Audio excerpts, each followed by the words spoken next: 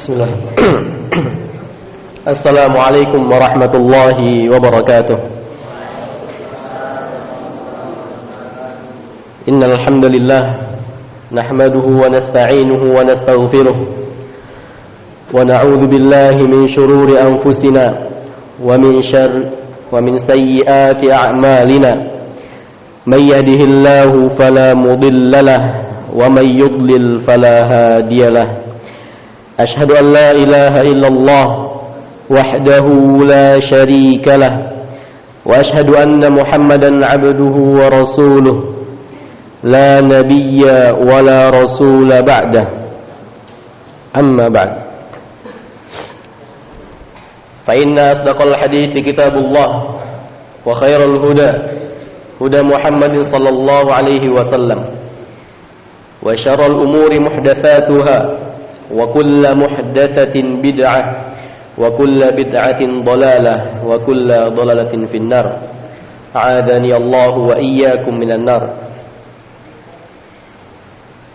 Alhamdulillah, pada kesempatan malam hari ini kita dapat kembali berkumpul di Masjid Al-Islam, masjid kita yang tercinta ini dalam agenda pembahasan tentang qawaid Qur'aniyah, ya, kaidah-kaidah kehidupan yang dapat kita ambil dari Al-Quran Al-Karim.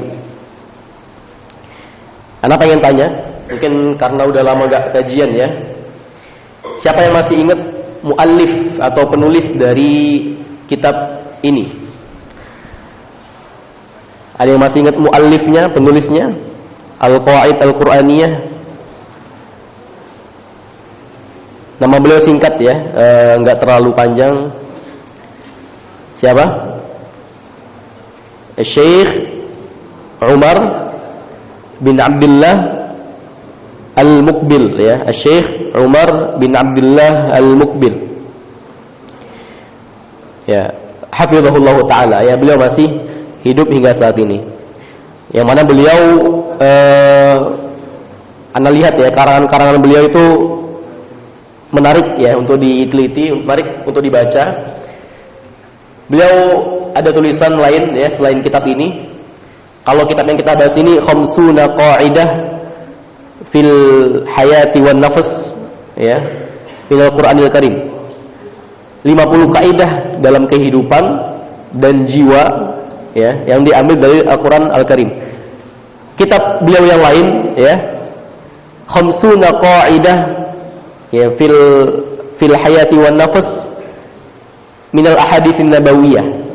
Ya, jadi kitab beliau yang keduanya itu bisa dibilang versi lainnya ya dari kitab ini. Kalau ini qawaid Qur'aniyah, kitab beliau yang lain itu namanya qawaid nabawiyah. Jadi kaidah-kaidah yang diambil dari hadis Nabi Muhammad sallallahu alaihi wasallam. Jadi ada dua versi, masyaallah. Ya, tentang kehidupan juga, 50 kaidah juga.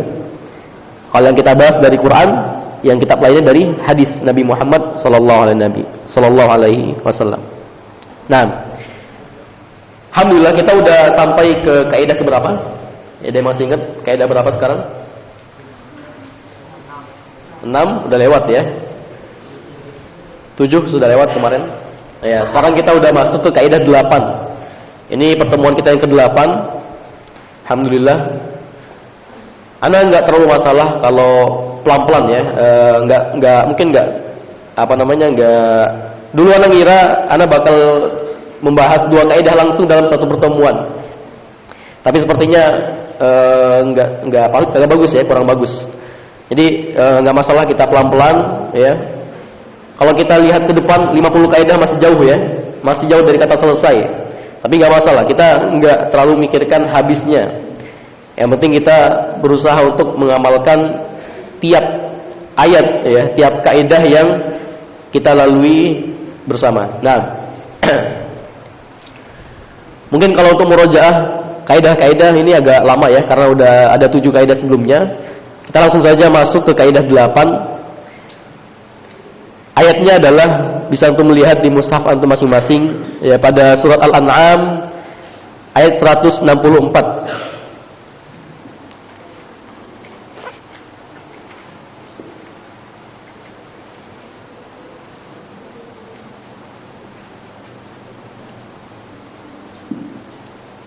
Al-An'am ayat 164.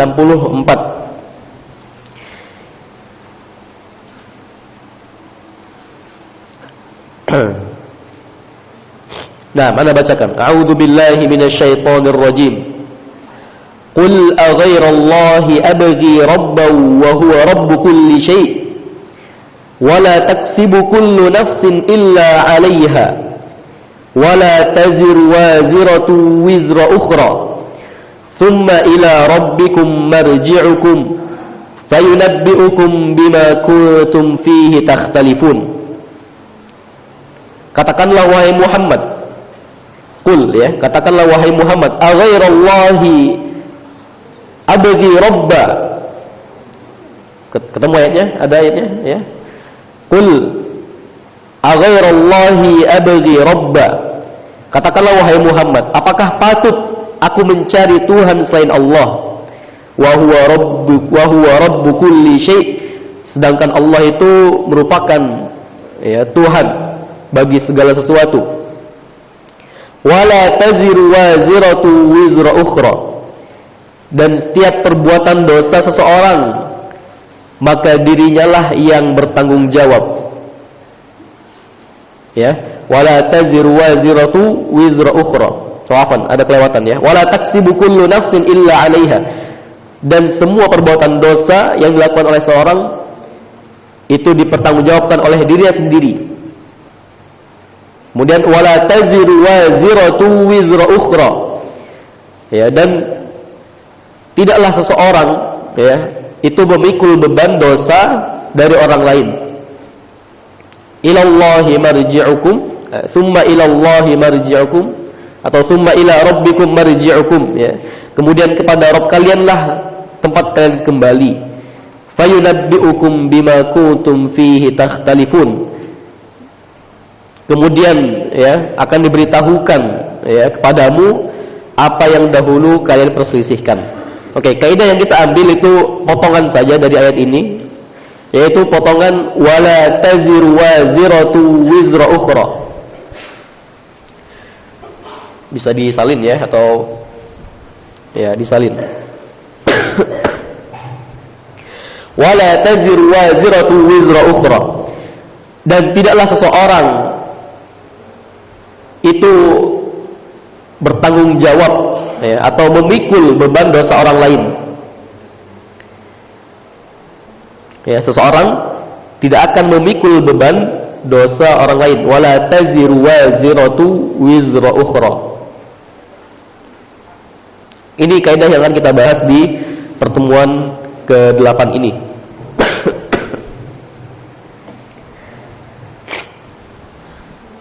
Ya, mungkin beberapa dari kita sudah pernah membaca ya, atau mungkin sudah pernah menghafal ayat ini. Dan memang ya ayat ini bisa dibilang cukup sering diulang dalam Al-Quran. Kalau dihitung ada sekitar 5 ayat yang semisal dengan ayat ini ya. Wala taziru waziratu wizra ukhra. Dan tidaklah seseorang itu memikul beban dosa orang lain. Nah, mungkin kalau kita lihat dari dasar ya, di permukaan, di awal-awal, mungkin ayat ini kayaknya nggak terlalu banyak mencakup kaidah yang lain ya, nggak terlalu banyak mencakup masalah-masalah yang lain. Ya, dan juga di awal-awal bacanya itu agak kesulitan ya, mencari permisalan-permisalan dalam kehidupan untuk menerapkan kaidah ini. Wala taziru waziratu wizra ukhra. Dan tidaklah seorang itu memikul dosa dari orang lain. Kayaknya ini kalau diterapkan ke kaidah kehidupan jarang sekali kayaknya ya. Awalnya gitu mikir-mikirnya ya. Mungkin ini hanya tugas Allah gitu ya. Untuk menimbang dosa itu hanya tugas Allah. Kalau di kita mungkin agak jarang penerapannya. Tapi ternyata Masya Allah ya, Syekh ya, Umar bin Abdullah Al-Mukbir berkata ya, hadhihi qa'idatun qur'aniyatun 'azimatun. Ini merupakan kaidah Qur'aniyah yang agung ya, yang besar. Tu'assisu limabda'in min asyrafil mabadi.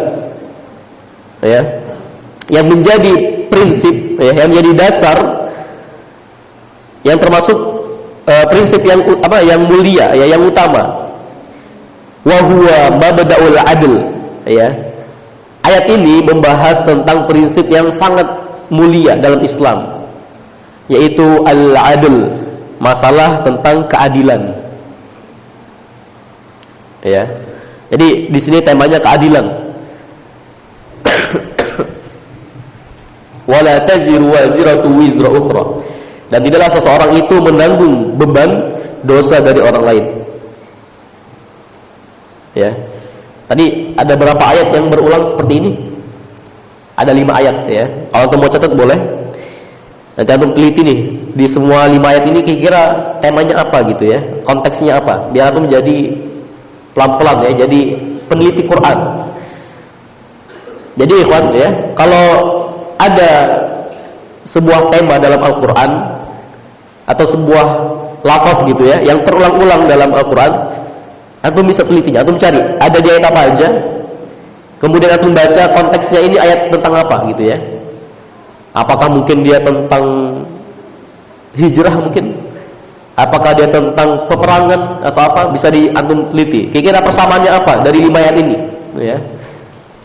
Anda bacakan yang pertama itu di Al-An'am ayat 164 ya, yang kita bahas ini. Kemudian Al-Isra ayat 15. Al-Isra ayat 15. Kemudian Fatir ayat 18. Az-Zumar ayat 7. Dan An-Najm ayat 38. Silakan nanti ya. Tugasnya mungkin setelah ini gitu ya, antum teliti semua 5 ayat ini. Al-An'am, Al-Isra, Fatir, Az-Zumar dan An-Najm. Kemudian antum periksa apa konteks dari 5 ayat ini, apa kesamaannya ya, apa kesamaannya. Nah, insyaallah ini bermakna ya, akan antum temukan maknanya. Oke, kemudian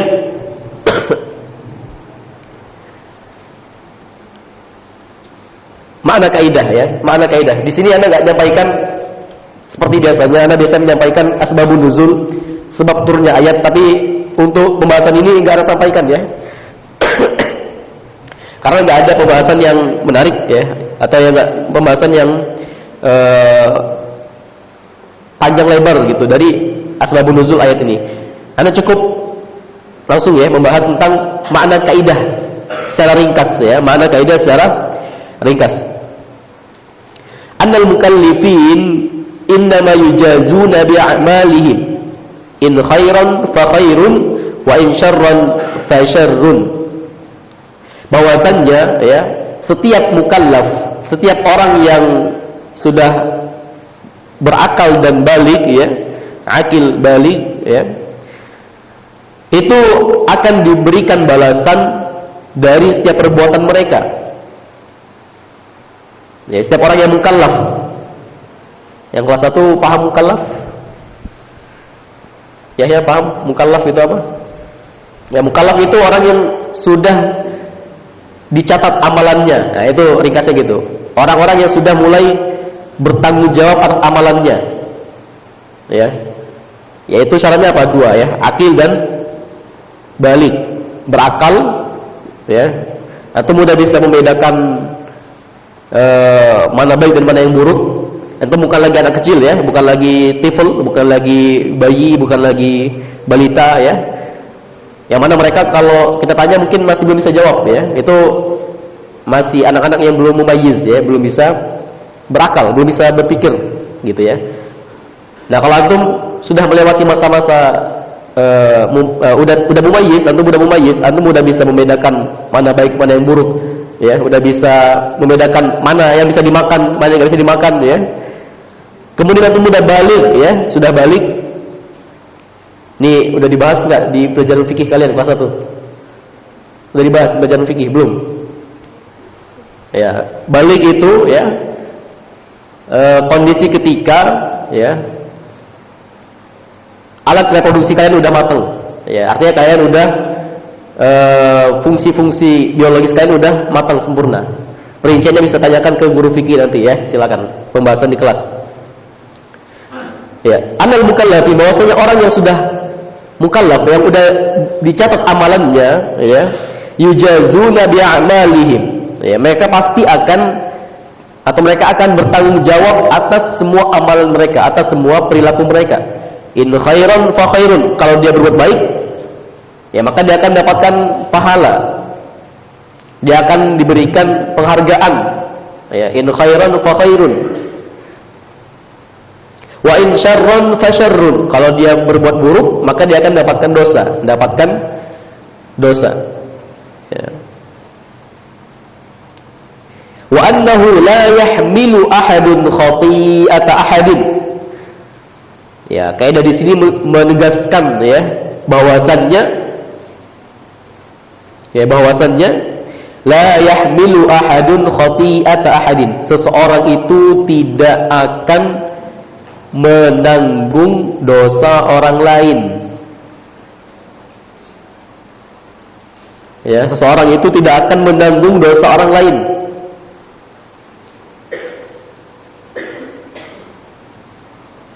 Malam yakun sababan fiha, selagi dia tidak menjadi sebab. Ya, selagi dia tidak menjadi sebab perilaku jahat orang lain tersebut. Ya.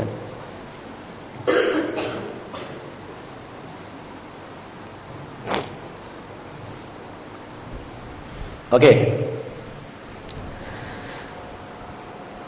Seperti mana yang disebutkan di awal ya, bahwasanya ini kaidah ini menunjukkan prinsip keadilan ya, keadilan dari Allah Azza wa Jalla ya, bahwasanya orang itu tidak akan menanggung ya dosa dari orang lain. Oke.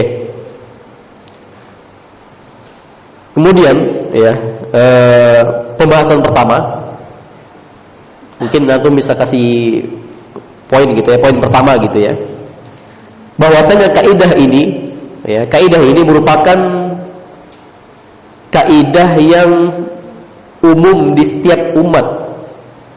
Ya, kaidah yang umum di setiap umat, bukan hanya khusus di umat Nabi Muhammad SAW. Jadi kaidah ini kaidah umum dari dulu hingga sekarang, seperti itu ya. Wad dalil qauluhu ta'ala, ya, dalilnya ada dalam firman Allah Azza wa Jalla ya, dalam surat An-Najm ayat 33 sampai 41 ya. Jadi An-Najm ya, kita bahas An-Najm. Anda bacakan aja langsung. Afara'aital ladzi tawalla wa a'ta qalilan wa akda a'indahu 'ilmul ghaibi fahuwa yara am lam yunabba bima fi suhufi Musa wa Ibrahim alladhi waffa alla taziru waziratu wizra ukhra. Ya. Afara'aital ladzi tawalla, apakah engkau tidak melihat ya orang yang dia berpaling?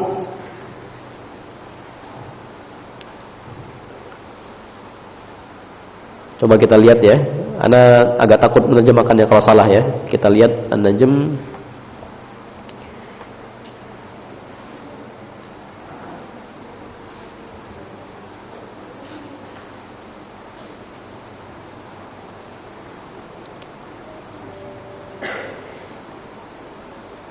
Ya, afara'aital ladzi tawalla, apakah engkau tidak melihat orang yang berpaling dari Al-Qur'an ya? Mungkin isi maksudnya para kufar Quraisy ya. Wa a'ta qalilan wa akda, dan dia tidak memberi kecuali sedikit. Ya. Kemudian tidak mau memberi lagi. A'indahu ilmul ghaibi fahuwa yara, apakah dia memiliki ilmu tentang hal gaib sehingga dia dapat melihatnya? Am lam yunabba bima fi suhufi Musa, ya, apakah belum diberitakan kepadanya apa yang ada dalam lembaran-lembaran kitab suci ya yang diturunkan kepada Nabi Musa. Wa Ibrahim alladhi waffa, dan lembaran-lembaran Ibrahim yang selalu menyempurnakan janji.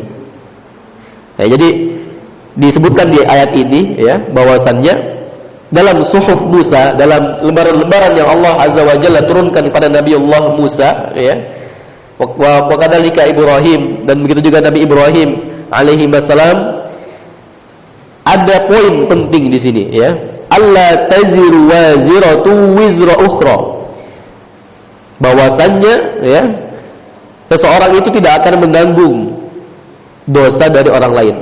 Nah, jadi poin pertama tadi apa? Bahwasannya kaidah ini umum ya, dari umat-umat terdahulu hingga sekarang ya. Allah Subhanahu wa taala sudah menekankan poin tersebut. Enggak ada konsepnya ya. Kalau mungkin antum menemukan ya, Anda nggak tahu di zaman sekarang masih menemukan atau enggak. Ada ketika masih kecil dahulu ya, sama teman-teman sekampung gitu ya, orang-orang kampung. Itu ada ungkapan di antara kami itu ya. Saya yang nanggung dosanya ya, saya yang nanggung dosanya. Ya, jadi misal ada mangga misal, pohon mangga. Kemudian berbuah ya, lagi musimnya. Kemudian teman nyuruh ya, ambil buahnya itu ya. Nah, kita kan nggak mau berbuat dosa gitu. Pas kecil masih polos gitu ya. Tapi kemudian teman ini masya Allah ya, bilang ya dosanya saya yang nanggung. Ya, dosanya saya yang nanggung. Nggak tahu di kalian, zaman kalian masih nggak menemukan takbir seperti ini ya, ungkapan seperti ini. Nah, jadi nggak ada konsep seperti itu ya, nggak ada konsep seperti itu dalam Islam. Allah Subhanahu wa taala ya membebankan dosa kepada setiap pelaku dosanya ya, dan tidak meluas ke yang lain. Oke, kemudian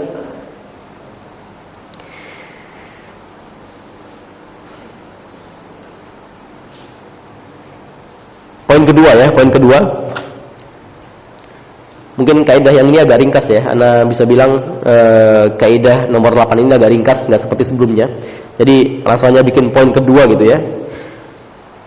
Bahwasannya kaidah ini tidak menyelisihi kaidah lain ya, atau gimana jelasinnya? Ya, bahwasanya kaidah ini tidak kontradiktif, tidak saling bertentangan. Ya, dengan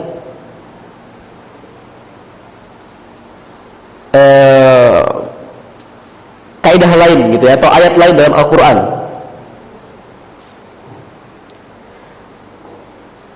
Mungkin kalau Anda ngikutin bahasa dari Syekh mungkin agak berat ya, agak sulit menjelaskannya. Coba gini aja, Anda mungkin sudah pernah membaca ayat ya, bahwasannya Allah Subhanahu wa taala ya itu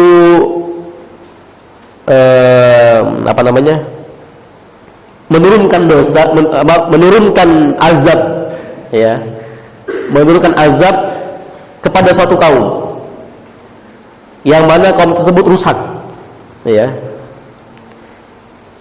Bisa kita lihat di kisah Nabi siapa contohnya? Nabi siapa?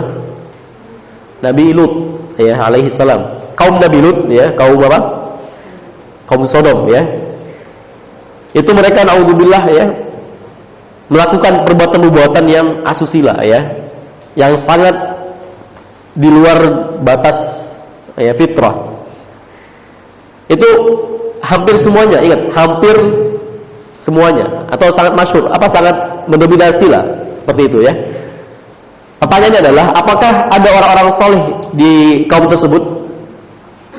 Ada ya. Tapi Allah Subhanahu wa taala ya menurunkan azabnya rata ya, kecuali beberapa ya keluarga Nabi Lut, orang-orang yang beriman yang Allah suruh untuk keluar gitu ya, pergi kabur ya, menjauh dari desanya, itu insyaallah itu mereka selamat gitu ya. Nah, kemudian contoh lain di kisah Nabi siapa lagi? Nabi Nuh kayaknya diselamatkan semua ya. Nabi Musa. Kenapa Nabi Musa? Ya, intinya ya, Allah menurunkan azab kepada suatu kaum, kepada satu daerah, yang mana walaupun nggak semua orang di daerah tersebut berbuat dosa, tapi kena azabnya, paham nggak? Ya, walaupun nggak semua yang berbuat dosa, tapi kena azabnya. Nah, apakah kaidah yang kita bahas tadi itu kontradiktif ya, menyelisihi ayat tersebut? menyelisihi kisah tadi ya, bahwasanya Allah ya memberikan azab, menurunkan azab kepada suatu kaum secara keseluruhan, walaupun misal si A, B dan C beriman, enggak melakukan dosa. Ya, tapi rata azabnya. Nah, apakah ini kontradiktif atau bertentangan? Ya, kalau kita lihat secara dari luar gitu ya, kayaknya bertentangan ya enggak? Allah bilang di ayat yang kita bahas tadi, wala taziru waziratu wizra ukhra, dan tidaklah seorang itu menanggung dosa dari orang lain. Tapi di ayat yang lain Allah bilang bahwasanya, atau Allah menceritakan gitu ya, bahwasanya suatu kaum itu kalau mereka berbuat dosa, azabnya kena rata semuanya, walaupun ada yang enggak berbuat dosa, walaupun ada orang yang baik di sana, walaupun ada orang yang enggak berbuat dosa di sana. Bertentangan enggak? Bertentangan enggak dua ayat ini? Iya. Kalau kita lihat secara secara enggak terlalu merinci gitu ya, enggak terlalu dalam, bertentangan. Tapi ya penjelasannya ya, bahwasanya apabila azab yang meluas secara rata ya diturunkan oleh Allah Azza wa Jalla kepada suatu kaum, itu menunjukkan bahwasannya ya orang-orang solih, orang-orang baik di sana itu bisa jadi dua ya, bisa jadi dua. Mereka enggak menebarkan amar ma'ruf nahi munkar, ya, tidak mendakwahi orang-orang yang lain, ya, mendakwahi kaumnya yang lain yang berbuat dosa. Itu yang pertama, kemungkinan, ya. Yang kedua, mereka sudah berusaha untuk berdakwah, ya, meluruskan, ya, kaum-kaumnya yang berbuat dosa tadi. Tapi karena mereka lemah, ya, dalam artian nggak bisa mempengaruhi yang lain, gitu ya. Mereka tetap berada di sana, mereka tetap berada di wilayah tersebut, tidak berpindah tempat, tidak berhijrah dari tempat tersebut. Ya, maka dua hal ini masih kita bilang kesalahan, ya, dari orang-orang yang baik tadi, yang kena timpa musibah juga, yang ditimpa musibah juga. Nah, jadi secara gamblang mungkin bertentangan dua kaidah ini, tapi kalau kita lihat lagi lebih dalam tidak bertentangan, ya, dengan kaidah yang ini.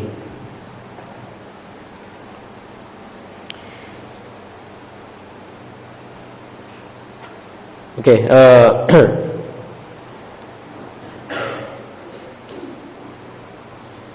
kemudian, ya, langsung saja kita poin ketiga berikutnya, ya. Di antara contoh penerapan kaidah ini,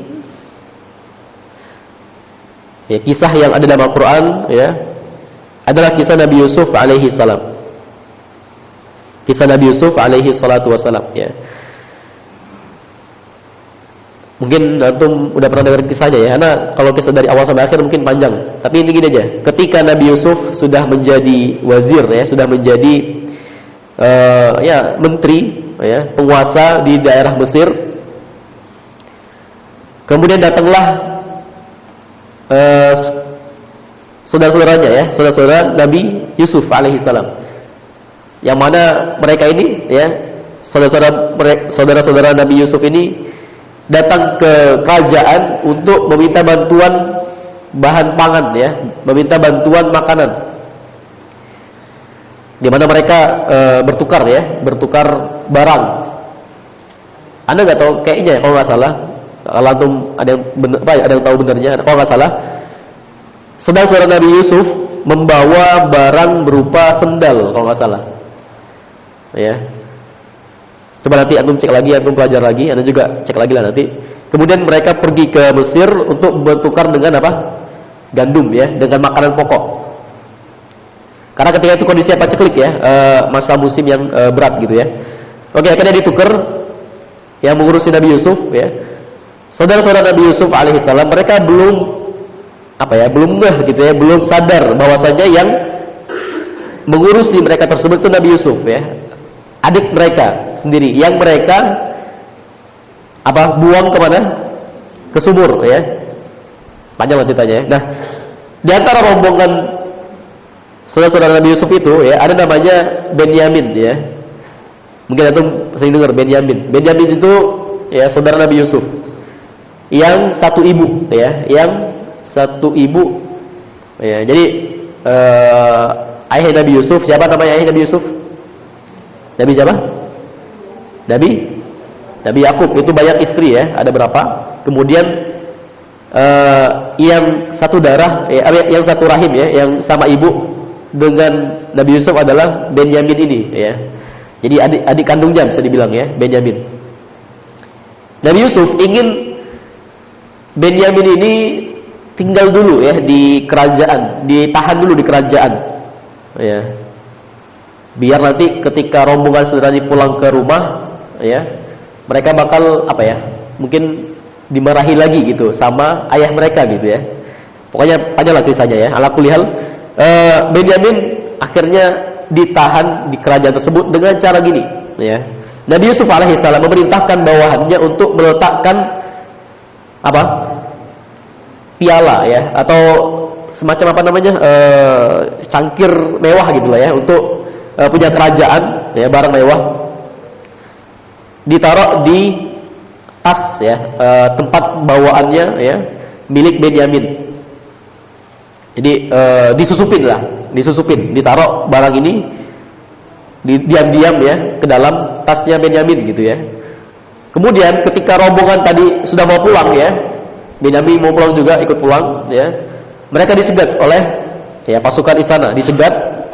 Kemudian dia bilang ya bahwasanya siapa di antara kalian yang mencuri ya su'al malik, yang mencuri su'a itu ya apa ya, bejana gitu ya, cangkir ya mungkin dari emas atau apa gitu, barang mewah gitu ya, su'al malik, punya raja ya.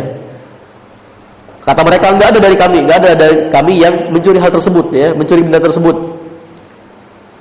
Nah kemudian apa namanya, pengawal prajurit tadi ya pokoknya memeriksa semua barang bawaan rombongan ya saudara Nabi Yusuf alaihissalam ya. Kemudian akhirnya ditemukanlah barang tersebut berada di mana? Tasnya Benyamin ya. Nah akhirnya mungkin saudara yang tertua ya di antara mereka itu bilang gitu ya, bernegosiasi lah, mereka bilang ya, tawar menawar, tolong jangan ambil ya, jangan tahan Benyamin ini, jangan tahan saja orang apa, salah satu dari kami ya, tahan saja salah satu dari kami yang lain, jangan Benyamin ini, karena kalau Benyamin ini ditahan kemudian kita pulang ke rumah pasti ayah kami murka ya, Nabi Yakub murka, marah besar ya. Nabi Yusuf udah hilang ya, kemudian Benyamin juga hilang. Nah itu mending kami aja ya, yang udah dewasa, yang besar ya, yang apa, yang lebih senior gitu ya, biar kami aja. Tapi enggak, kata pengawal enggak bisa ya. Ya ayyuhal aziz innalahu aban syaikhan kabira ya. Mereka ngadu sama Nabi Yusuf tadi ya, bahwasanya ya kami punya ayah yang tua ya, ayah Nabi Yusuf juga. Fakhudh ahadana makana, maka ambillah salah satu dari kami ya menggantikan si Benyamin ini. Inna naraka minal muhsinin ya, kami melihat engkau sebagai orang yang baik. Tapi Nabi Yusuf bilang apa? Ma'adzallah ya, inna khudha illa man wajadna mata'ana 'indahu illa idzal zalimun ya, inna idzal zalimun ya. Enggak bisa kayak gitu ya, enggak bisa apa menukarkan ya. Benyamin enggak jadi tahan padahal barangnya itu ada di dia gitu ya. Kemudian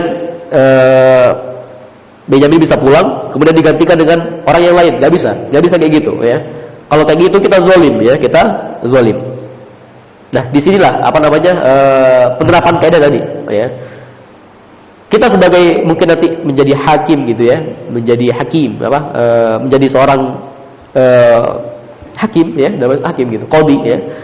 Atau kita menjadi seorang pemimpin, kita menjadi seorang yang bertanggung jawab ya atas sebuah perkara, maka kita harus mengambil ya keputusan yang tepat ya. Kalau misalnya ada persisihan, kita harus tahu mana yang salah ya, kita harus tahu mana yang salah, dan kita harus membebankan hukuman pada yang salah, jangan sampai kita berikan hukuman pada yang lain yang nggak salah. Nah itu poin utama dari kaidah ini ya. Penerapannya adalah ketika menjadi hakim, menjadi pemutus perkara Ya mungkin kalau beberapa kondisi ya, misal ya di pesantren, di pondok pesantren. Ana dulu pernah ya ketika di Solo, di Sragen, ada beberapa santri yang salah ya, yang mereka tadkhin ya, dukhon ya, merokok gitu ya di area pesantren. Kemudian karena pengurusnya nggak tahu siapa yang melakukan, ya karena cuman buktinya itu berupa putung rokok ya di WC. Ya akhirnya semuanya dikumpulkan. Ya kemudian akhirnya semuanya mendapatkan hukuman. Ya, karena tidak ada yang mengaku. Sebenarnya ini agak panjang lebar ya, bisa kita bahas secara fikih ya. Cuman kurang lebih gitulah ya. Kita nggak boleh kayak gitu sebenarnya. Kita harus mengusahakan kalau misalnya ada kasus, misalnya nanti atau menjadi pengurus pesantren atau menjadi pengurus ya, jadi ustad, ada kasus ya, sebuah kasus pelanggaran, itu harus benar-benar diperiksa ya, siapa yang melanggar dengan barang bukti yang ada ya, dengan barang bukti yang ada. Kemudian setelah itu baru kita hukum ya. Mungkin kayak kemarin itu waktu antum ya ada yang buang nasi gitu ya. Nah, Anda nggak bisa menghukum semuanya karena ya Anda nggak ada bukti ya untuk menentukan siapa di pelakunya, nggak ada ya. Nah, kecuali nanti kita bahas. Ini masih bahasan yang tadi juga yang kedua tadi mirip-mirip juga. Kecuali misal pelanggaran tersebut sudah meluas ya. Semua santri itu tahu. Semua santri itu kemungkinan besar tahu bahwasanya ada perilaku tersebut, ada pelanggaran tersebut. Tapi mereka diam semua, nggak ada yang memberitahu. Nah ini bisa dianggap kasus ya, bisa dihukum semua bisa. Seperti tadi kaum yang Allah azab semuanya. Ya walaupun ada orang soleh, walaupun ada orang yang baik. Oke, azan dulu kayaknya, silakan.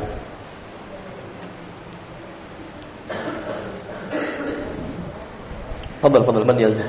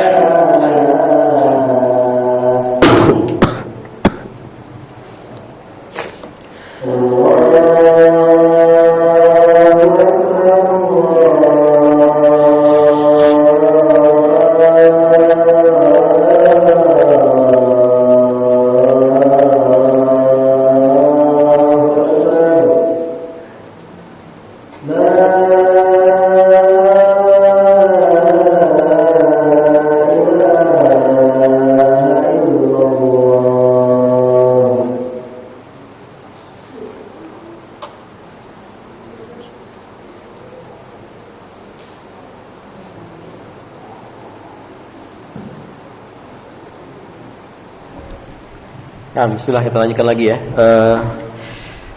Tadi sampai pembahasan misal ada suatu kasus gitu ya di pesantren, sebuah kemungkaran yang itu sudah hampir bisa dipastikan gitu ya, bahwasanya semua orang tahu, semua santri tahu, tapi nggak ada yang melapor, nggak ada yang melapor ke ustadznya, ya. Itu bisa kita berikan hukuman menyeluruh, ya. Bisa kita berikan hukuman secara menyeluruh. Karena tadi yang kita bahas tadi, ya, karena tidak berdirinya amar ma'ruf dan nahi munkar, ya, sehingga semua orang yang berkaitan ikut diadili gitu ya, ikut dihukumi juga. Dulu kayak ketika ada di Martapura, ini kalau cerita gitu ya, di kelas kami ya, di angkatan kami itu banyak yang bawa handphone ya, jawal. Bukan cuma 1-2 ya, ada mungkin 5 orang mungkin. Yang mana ya bisa dibilang ya, hampir semua orang semua dari kami gitu ya, tahu kalau ada yang bawa HP. Tapi nggak ada yang melapor ya. Akhirnya kami dikumpulkan di kelas, kemudian ditanya ya masing-masing, siapa di sini yang nggak tahu bahwa temannya bawa HP? Ya. Siapa di sini nggak tahu? Siapa di sini yang nggak tahu bahwa ada teman yang bawa HP? Semuanya nggak angkat ya, karena tahu semua ya.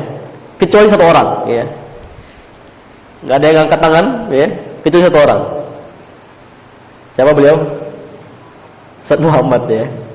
Jadi ketika di sidang ya, semua dari kami tahu bahwa teman kami ada yang bawa HP ya. Ya, kecuali 1 orang beliau ya, Ustaz Muhammad. Beliau nggak tahu sama sekali kalau ada teman yang bawa HP. Ya, ketika itu beliau kondisinya emang agak nggak terlalu dekat dengan yang lain ya, masih ya beliau fokus di masjid biasanya, di masjid ngapal gitu ya. Beliau nggak tahu sama sekali kalau ada yang bawa HP ya, nggak, jarang ngumpul di asrama lah gitu ya. Beliau fokus, ya akhirnya beliau nggak dihukum. Ya, nah lucunya kalau misalnya mau cerita ya, lucunya gini. Anda juga tahu ya, Anda juga dapat hukuman. Tapi lucunya gini, kalau boleh cerita ya. Jadi anggaplah gitu ya, yang di sidang atau yang ketahuan ya, yang ketahuan bawa HP itu 3 orang misal. Anggaplah misal Zaki, Saad dan Iqbal ya, misal. Zaki, Saad, Iqbal. Yang ketahuan bawa HP dari 5 orang yang bawa HP. Ya. Ketika ditanya ya, antum tahu nggak yang bawa HP siapa gitu ya? Anda bilang ya Anda tahu gitu ya, Anda tahu bahwa ada yang bawa HP gitu ya. Tapi yang Anda tahu yang bawa HP itu si Fadil, misal gitu ya, si Fadil. 3 orang yang diadili ini Anda nggak tahu bahwa mereka bertiga ini bawa HP. Si Fadil selamat, dia nggak ketahuan. Nah jadi kalau boleh cerita gitu, Anda lucunya di situ ya. Ketika di sidang gitu, jadi agak nyesel gitu ya. Kamu nggak sekalian bilang Fadil juga bawa HP gitu, bilang gitu ya. Nah itu mungkin lebih lega gitu akhirnya. Ya tapi ya gitulah akhirnya ya, kami dihukum. Sekelas itu rata ya, botak kemudian dapat poin sekian ya. Kecuali 1 orang tadi ya, kecuali 1 orang tadi. Oke. Kemudian lanjut ya pembahasan. Oke, ada hadis ya yang masih poin di sini, masih poin yang sama ya, tentang atau ini harusnya masuk ke poin kedua tadi ya. Ana lupa bahas tentang apa? Amar ma'ruf nahi munkar ya, tentang amar ma'ruf nahi munkar, bahwasanya jangan sampai kita membiarkan kemungkaran terjadi sehingga kita juga dapat hukumannya, kita juga dapat azabnya, kita juga dapat getahnya gitu ya. Bahwasannya ya Allah Subhanahu wa taala berfirman, ini insyaallah masyhur ya, insyaallah ini ayat yang masyhur. Dalam surah Al-Anfal ayat 25, Al-Anfal 25. Wattaqu fitnatan la tusibannal ladzina zalamu minkum khassah. Ya, dan bertakwalah kalian dan takutlah kalian ya dari fitnah, dari azab. La tusibannal ladzina zalamu minkum khassah. Yang azab ini ya tidak menimpa orang-orang yang zalim di antara kalian secara khusus. Azab ini enggak khusus dia. Ya, enggak hanya orang-orang yang zalim aja kena getahnya ya, tapi semuanya. Wa'lamu annallaha syadidul iqab, dan ketahuilah bahwasanya Allah itu ya syadidul iqab ya.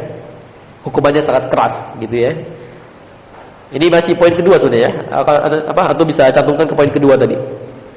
Kemudian ya ada hadis ya berkaitan dengan ayat ini. Berkaitan dengan ayat ini ya bahwasannya Adi bin Umairah ya atau ya Umairah radhiyallahu anhu berkata ya, aku mendengar Rasulullah sallallahu alaihi wasallam bersabda, sesungguhnya Allah azza wa jalla tidak mengazab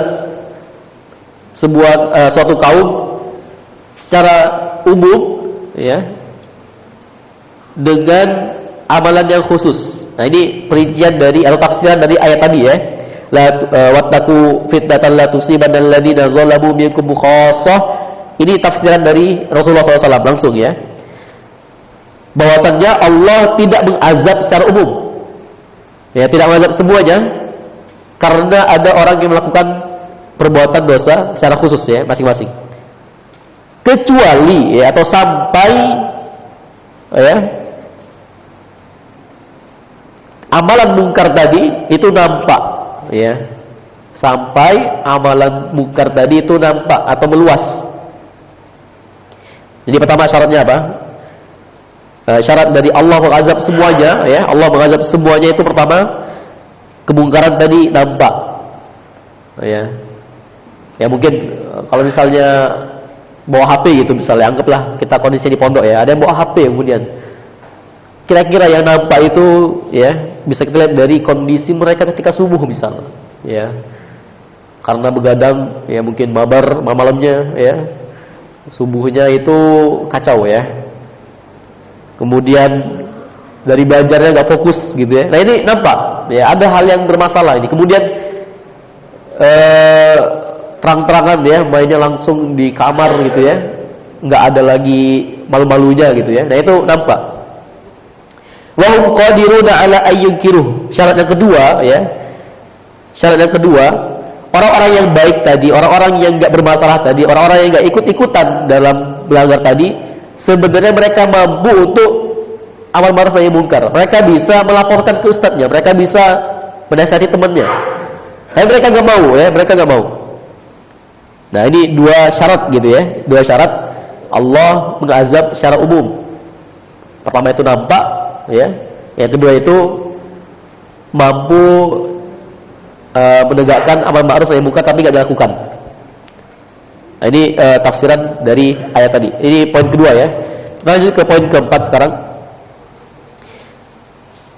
Lanjut ke poin 4 sekarang ya. Mungkin masih dibilang penerapan kaidah juga ya. Penerapan kaidah ini diantaranya adalah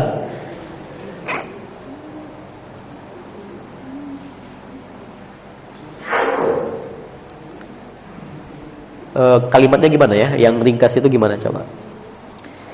Jangan sampai kita jangan sampai kita apa ya? Marah dengan semua pihak gitu ya. Jangan sampai kita marah dengan semua pihak karena kesalahan orang-orang tertentu. Ini masih sama juga. Poinnya masih sama juga. Ya, jangan sampai kita marah dengan semua pihak karena kesalahan dari orang-orang tertentu. Ya, di sini ya Syekh Abdullah Umar bin Abdullah Al-Muqbil beliau menggambarkan kondisi misal, antum bisa bayangkan ya. Ini mungkin cukup sering dibayangkan juga, cukup sering ditampilkan juga ya. Antum bayangkan aja. Ada seorang ayah ya, seorang bapak yang dia kerja pada pagi siang hari ya. Capek gitu ya di kantor ya, banyak urusan macam-macam ya. Meeting lah macam-macam gitu. Kemudian pulang ke rumah itu udah maghrib, udah malam. Sampai ke rumah ya, masuk rumah dia menemukan bayi dan anaknya masih berantakan. Ya. Kemudian ada piring pecah misal. Kemudian makan malam belum siap misal gitu ya. Macam-macam lah, banyak apa hal-hal yang bikin orang itu terpacu ya amarahnya. Nah, orang yang gak memahami kaidah ini, orang yang gak bisa menahan amarah gitu ya, dia bakal ya memarahi semua pihak ya, mungkin dari istrinya dimarahin, anak-anaknya dimarahin semuanya ya, kemudian ya pokoknya semuanya kena marah gitu ya. Nah, hal ini nggak boleh gitu ya, hal ini tidak boleh. Nah, itu bentuk pengamalan dari kaidah ini. Coba mungkin di konteks antum sebagai santri gitu ya, bayangin aja misal antum kesel sama seseorang ya, antum marah sama seseorang karena mungkin dia jelin antum ya, menjahili antum, kemudian apalah gitu ya, bikin antum marah gitu. Kemudian antum bad mood ya, antum apa namanya, marah gitu ya, tersinggung, marah, bad mood. Akhirnya semua orang antum musuhi ya, semua orang antum musuhi. Nah, ini enggak boleh ya. Penerapan kaidahnya adalah tentu sesuaikan dengan siapa yang salah ya, adil. Ya, kita harus adil. Oke. Alhamdulillah, itu pembahasan kita pada malam hari ini. Semoga apa yang kita pelajari dapat kita amalkan. Afwan kalau misalnya pendek ya, nggak terlalu banyak, kemudian penjelasannya mungkin kurang jelas juga, karena ini bisa dibilang mendadak ya, ada agak mendadak untuk memaparkan materinya. Ala kulli hal, nakhtim bi du'ai kafil majlis. Subhanakallahumma wa bihamdika, asyhadu an la ilaha illa anta, astaghfiruka wa atubu ilaik. Silakan yang batal wudunya ya, Anda minta jangan terlalu lama di tempat wudu, segera langsung ya, insyaallah kita langsung iqamat. Assalamualaikum warahmatullahi wabarakatuh.